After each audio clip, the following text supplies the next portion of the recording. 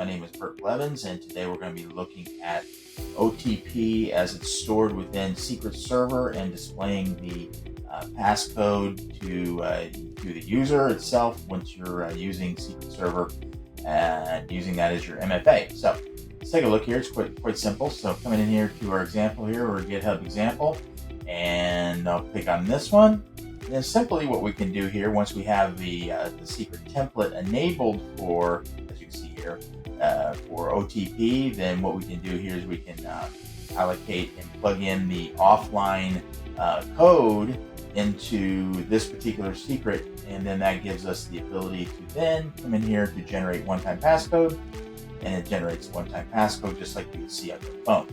So that's essentially what we're doing and how that works, and thank you for your time.